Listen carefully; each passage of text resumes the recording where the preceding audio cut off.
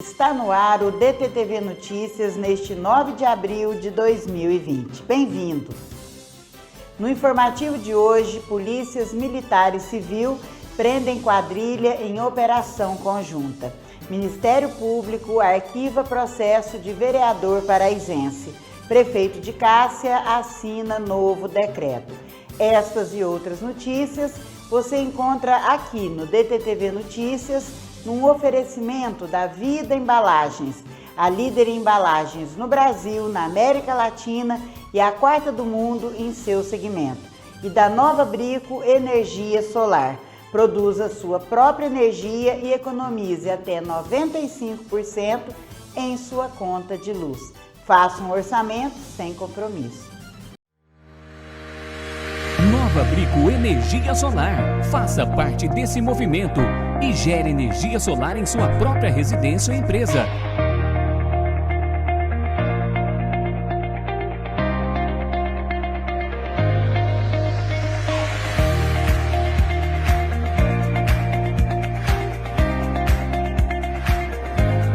Temos opções 100% financiadas.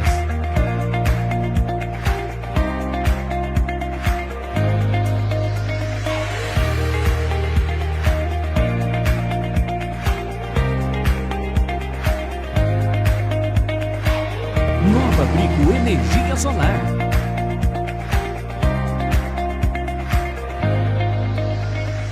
Telefone 35 99806 4334.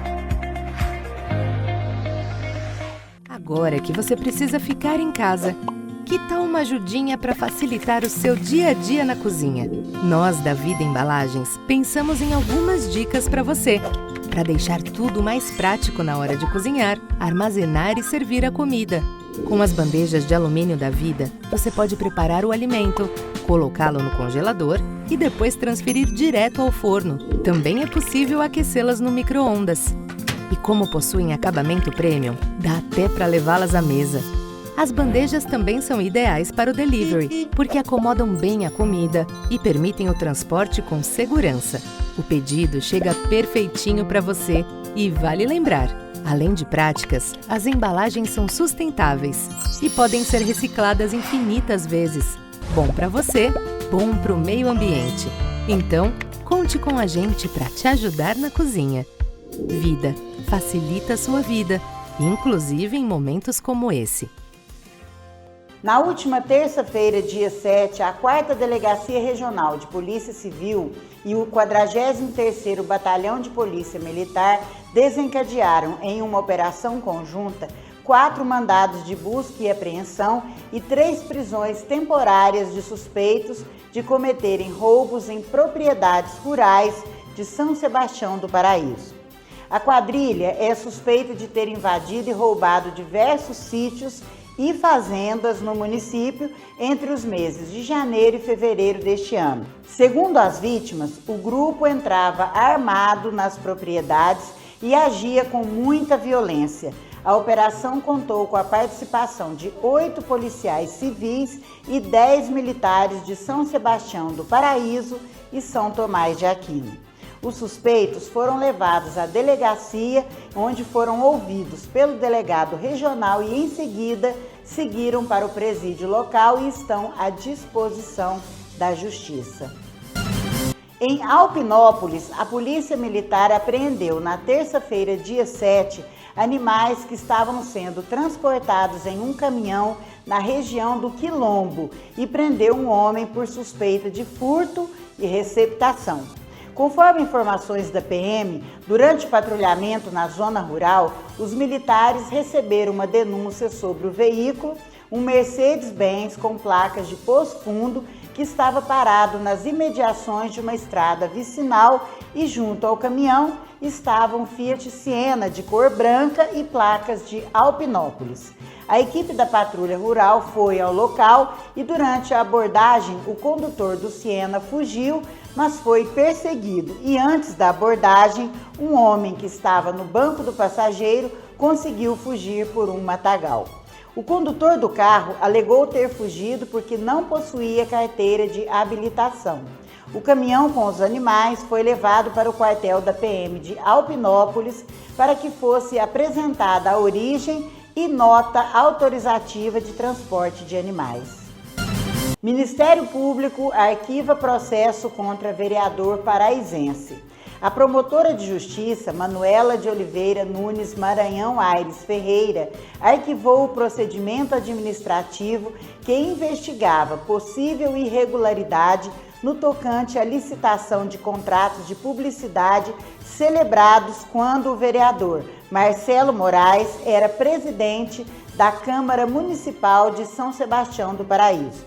A decisão foi datada de 24 de março de 2020 e o parlamentar só foi notificado na última semana. A promotora informa ainda que cabe recurso administrativo da sua decisão junto ao Conselho Superior do Ministério Público. A 5ª Promotoria havia recebido 2 denúncias feitas à ouvidoria do Ministério Público, que além de acusar que o vereador não teria respeitado a legislação na contratação de serviços de publicidade da Câmara Municipal no exercício financeiro de 2017, alegavam que ele teria feito publicidade por meio de contratação direta e com superfaturamento de preços. Ao acusado foi inicialmente imputada improbidade administrativa, porém, o Ministério Público apurou que a denúncia não tinha fundamento.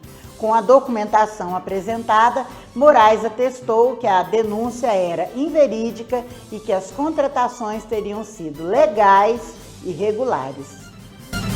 Durante o pronunciamento em cadeia nacional na noite de ontem, o presidente Jair Bolsonaro anunciou a medida provisória que prevê a isenção de vencimentos na conta de energia a consumidores. Concedemos também a isenção do pagamento da conta de energia elétrica aos beneficiários da tarifa social por 3 meses, atendendo a mais de 9 milhões de famílias que tenham suas contas de até R$ 150. A população pobre com consumo mensal de energia elétrica inferior ou igual a 220 kWh está isenta de pagar a conta de luz no período de 1º de abril a 30 de junho deste ano. A medida provisória foi publicada em edição extra do Diário Oficial da União desta quarta-feira, dia 8. Para isso, fica a União autorizada a destinar recursos para a conta de desenvolvimento energético, limitado a R$ 900 milhões, a fim de cobrir os descontos relativos à tarifa de fornecimento de energia elétrica dos consumidores incluídos na tarifa social. A medida corresponde às ações temporárias emergenciais destinadas ao setor elétrico para enfrentamento do atual estado de calamidade pública. A Prefeitura de Franca decretou na última terça-feira, dia 7, estado de calamidade pública. A decisão traz ainda a autorização para que a indústria volte a trabalhar já na próxima segunda-feira, dia 13, porém, com regras a serem seguidas. A volta será feita de forma gradual e com determinações específicas em relação ao número de funcionários. Na mesma decisão, o Executivo decretou que o setor comercial permaneça fechado até o dia 22 de abril, seguindo o decreto estadual assinado pelo governador de São Paulo, João Dória. De acordo com a Prefeitura, a decisão foi tomada após várias reuniões com secretários municipais e representantes do Sindicato da Indústria de Calçados de Franca e do Sindicato dos Trabalhadores nas Indústrias de Calçados de Franca. A quarentena nas fábricas termina no dia 7, mas será prorrogada até o dia 12. Assim, a partir de segunda-feira, 13, as indústrias francanas poderão retomar as atividades, no entanto, seguindo as regras.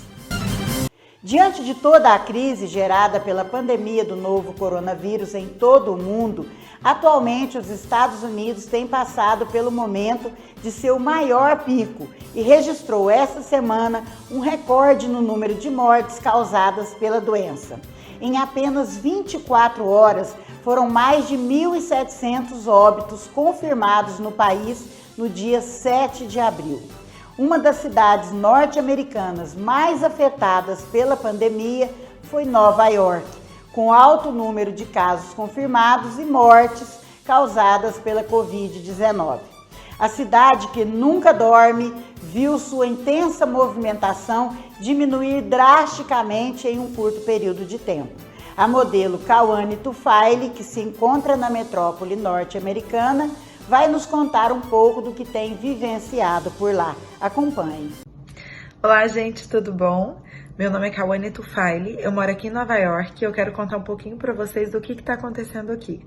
Nova York entrou em estado de emergência 5 semanas atrás, mas nós demoramos 1 semana para começar a quarentena. Eu acredito que essa 1 semana foi o suficiente para o vírus se proliferar, né? Porque Nova York é uma metrópole, é muita gente em todos os lugares, então o vírus se proliferou muito rápido e agora tudo está fechado. Faz 4 semanas que eu tô só em casa, a gente não tem nada aberto em Nova York, né? Só tem farmácia e supermercados abertos, mas o resto tá tudo fechado. A ordem é que a gente fique em casa até dia 31 de abril. E se as coisas não melhorarem, eu acredito que será um pouco mais. Eu tenho 3 conhecidos, amigos conhecidos que tiveram corona, mas passam bem. Nós podemos ver que os casos são muitos. Nós estamos orando para tudo se ajeitar logo, né? Eu tô só em casa, aproveitando o tempo para orar, para estudar mais. Eu não tô vendo muita notícia para a gente não se desesperar, né? E eu vi que há pouco tempo chegou um navio aqui para ajudar os hospitais, um navio hospital. Então eles estavam colocando pessoas que não estão com corona no navio, né, para no hospital ficar só as pessoas com corona. E é isso, gente, a cidade está super vazia, é um silêncio total, de vez em quando só passa alguma ambulância. Então, assim, a cidade que nunca dorme, realmente está todo mundo em casa no silêncio, a cidade está dormindo. E a gente está orando para isso tudo passar logo. Fiquem bem. Um beijo. Nesta semana, a Igreja Católica está celebrando a Semana Santa. E em meio à pandemia do coronavírus, algumas medidas foram tomadas pela Igreja para evitar a aglomeração de pessoas. Diante disso, a Paróquia de Cássia está realizando as missas e demais celebrações através de transmissões ao vivo pela internet. Amanhã, dia 10, sexta-feira da Paixão, a Paróquia Cassiense realizará a partir das 6 horas a Via Sacra. Depois, às 15 horas, o ofício da Paixão do Senhor e adoração da cruz. Às 18h30, o Sermão do Enterro com o canto da Verônica e a partir das 19 horas, a procissão adaptada com a imagem do Senhor morto e de Nossa Senhora das Dores.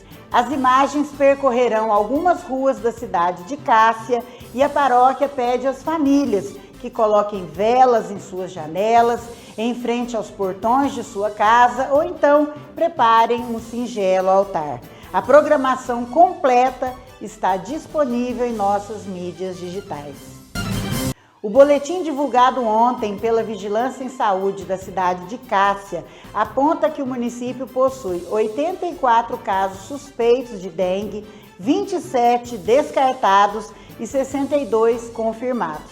Ainda, de acordo com o boletim, uma pessoa se encontra internada por causa da doença e os casos confirmados estão sendo monitorados. Cuidado, minha gente, a dengue também mata. Fique agora com a previsão do tempo para esta Sexta-feira Santa.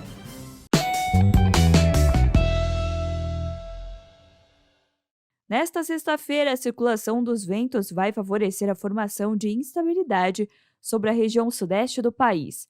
A previsão para o norte e leste de Minas Gerais e Espírito Santo e interior fluminense é de chuva a qualquer hora do dia, muita nebulosidade e poucas aberturas de sol. Nas demais áreas do Rio de Janeiro e no leste paulista, o sol vai aparecer entre muitas nuvens. Em praticamente todas as outras áreas do estado de São Paulo, Triângulo Mineiro e extremo sul de Minas Gerais, o sol vai brilhar forte e não tem previsão de chuva.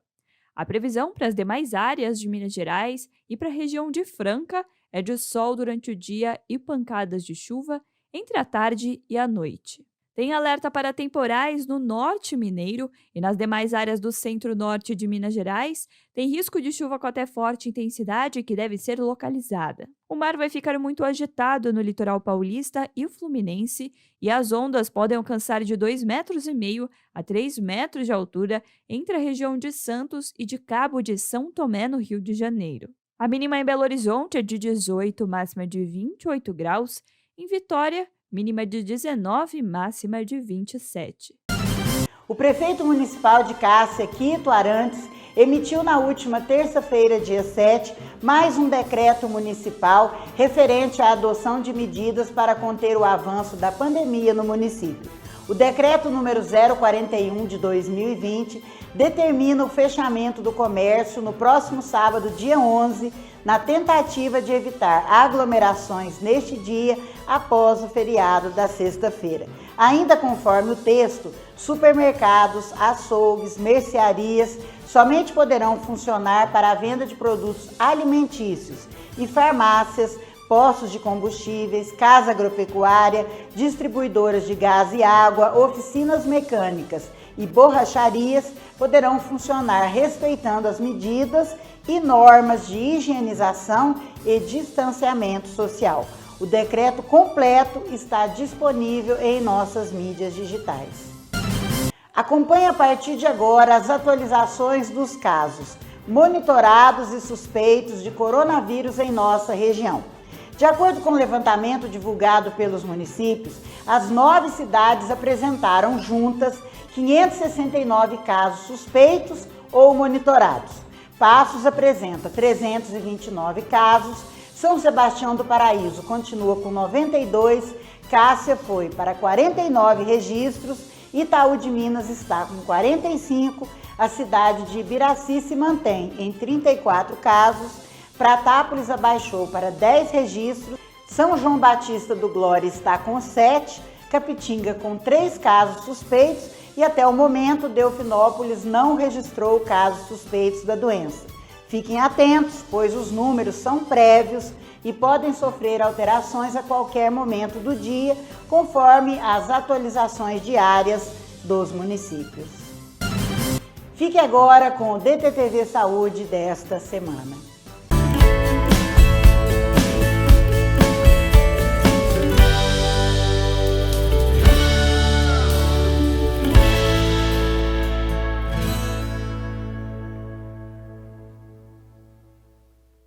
Olá, sou Letícia Martins, cirurgiã dentista, e no DTTV Saúde de hoje falaremos um pouco sobre os dentes do siso. O dente do siso é o terceiro e último dente de cada lado dos maxilares superior e inferior. Eles também são os últimos dentes a nascerem, geralmente aparecendo entre o final da adolescência e o início da vida adulta. Dentes do siso que nascem parcialmente ou tortos também podem levar ao congestionamento doloroso e a doenças. Recomenda-se que pessoas entre 16 e 19 anos tenham seus dentes do siso avaliados para observar se precisam ser removidos. Como os dentes do siso são os últimos dentes permanentes a nascer ou irromper, muitas vezes não há espaço suficiente em sua boca para acomodá-lo, muitas vezes nem chegando a nascer. Esses dentes são chamados de dentes impactados, que podem causar inchaço e dor na área do terceiro molar. Dependendo do caso, o dentista poderá recomendar que você extraia o dente. Muitas vezes, o dentista pode recomendar uma cirurgia de extração dos dentes do siso. Caso os dentes do siso estejam impactados e presos dentro do osso, o cirurgião dentista irá incisionar a gengiva e extrair o dente por partes, para facilitar e preservar o osso ao redor. Poderá ocorrer um pouco de dor e inchaço, mas isso normalmente passa após alguns dias. Porém, você deve ligar para o seu dentista caso tenha dor severa ou prolongada, inchaço, sangramento ou febre. Após a cirurgia concluída, é comum que ocorra inchaço e seu rosto e pescoço fiquem sensíveis. Compressas de gelo e analgésicos prescritos pelo dentista irão ajudar. Porém, caso você tenha dúvidas, mantenha-se sempre em contato com o seu cirurgião dentista. Após a cirurgia, seu dentista poderá solicitar que você morda levemente um pedaço de gaze por 30 a 45 minutos após sair do consultório, para cessar o sangramento. Após a extração de um dente, um coágulo é formado na cavidade formada pela ausência dele, que é o alvéolo, para que ajude a cicatrização. A alveolite é uma complicação que pode ocorrer durante os primeiros 5 dias após a extração, quando o coágulo se rompe ou é deslocado, expondo o osso do dente. Apenas 2 a 5% das pessoas desenvolvem alveolite. A alveolite causa muita dor. Para aliviar a dor, o dentista irá lavar a cavidade onde estava o dente antes de ele ser extraído, remover quaisquer resíduos dentro e aplicar curativos e medicamentos para proteger a área e diminuir a dor. Ele também irá prescrever um antibiótico para prevenir infecções e um analgésico para diminuir o desconforto. Com cuidado apropriado e descanso, a alveolite deverá ser resolvida entre 7 e 10 dias. A pericoronarite é uma inflamação na gengiva que ocorre quando não há espaço suficiente na boca para o dente do siso erupcionar. Caso o dente do siso esteja parcialmente erupcionado e o tecido da gengiva cubra uma parte desse dente, permitindo assim que o alimento ou placa bacteriana se acumulem nessa região, possivelmente você poderá desenvolver a pericoronarite. Os sintomas podem incluir, além do inchaço, dor e vermelhidão na área, um mau cheiro ou gosto na boca, secreção de pus na gengiva perto do dente, espasmo muscular na mandíbula e inchaço no lado afetado da face. Você pode tratar a pericoronarite lavando com água morna e sal e certificar-se de que os resíduos de alimentos sejam removidos. Pode ser necessário o uso de um antibiótico e cirurgia para tratar esse problema de higiene bucal.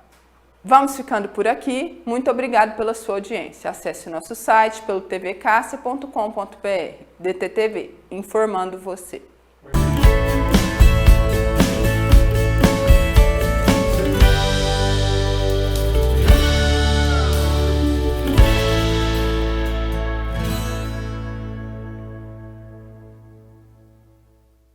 Vamos ficando por aqui. Muito obrigada pela sua audiência. Não deixe de acessar o nosso portal pelo tvcassia.com.br e nos encontre também nas nossas redes sociais, no Facebook, no YouTube. Deixe lá a sua curtida, o seu comentário. Voltamos na próxima segunda-feira com muito mais notícias sobre Cássia e região ou a qualquer momento nos plantões DTTV. De Cássia para o mundo. Você quer uma dica de quem entende de cozinha? Na hora de embalar alimentos, escolha sempre o alumínio, porque ele é sustentável e pode ser reciclado infinitas vezes. Além disso, olha como ele é resistente e, ao mesmo tempo, leve e maleável. É bom para você e, com certeza, para o meio ambiente. E tem mais! As bandejas de alumínio Vida podem ir ao micro-ondas com segurança. Você sabia disso? Então fica a dica. Na cozinha, escolha Vida Embalagens. É prático e 100% reciclável. Faça parte deste movimento e gere a energia solar em sua residência ou empresa. Temos opções 100% financiadas.